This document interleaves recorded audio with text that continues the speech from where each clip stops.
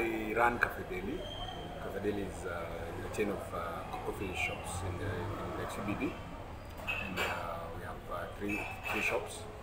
One on Tumaini, one on the new Koinange street joint, and one on Moya Avenue. When we decided to come to Koinange Street, we decided to learn from the past, and that past is that some of the costs that were very punitive.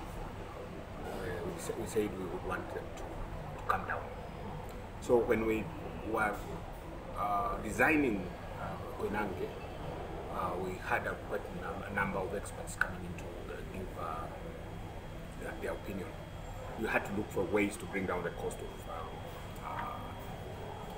construction. So one of our experts came in and gave his own opinion and said it's best that find a way to have a different roofing style. The expert decided that it was best that we find a way to spend less money and still be able to manage to gain from it.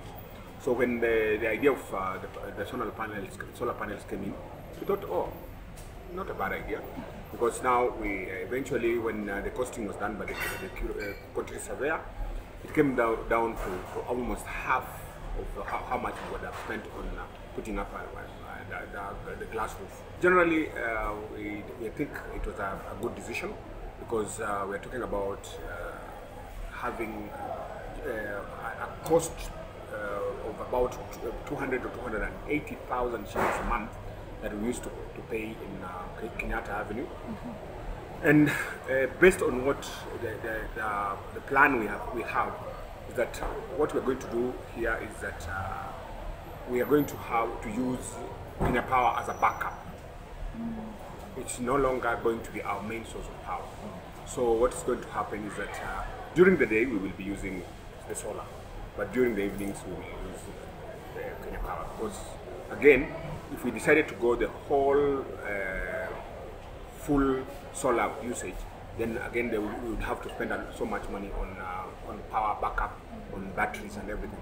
So we decided that it would be best to just use the inverters, a smart inverter that would notice when there's a less of what is available from the solar, and then be able to put in Kenya Power as a backup. So generally we are not putting in any batteries. What we have is direct power from solar during the day. Then during the nights, the Kenya Power chips in to sort out our power needs. And of course, being that Kenya Power, at the night we are only using 3-4 hours a day, and we usually close at around 11, even if the curfew is not there. So we are talking about only 5 hours of Kenya Power expenditure on real power.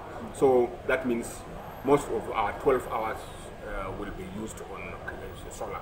So we expect to actually save about half or more than half of what we used to spend before. If we can save that amount, we're talking about maybe 150,000 a month.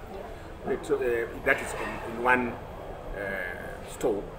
Then we can be talking about a save of about maybe 300,000 shillings in the whole group, and that is a massive save in a month, because that is enough to pay quite a number of staff. In Africa, we have the sun most times of the year, and why not move that in that direction and reduce our costs heavily if we have.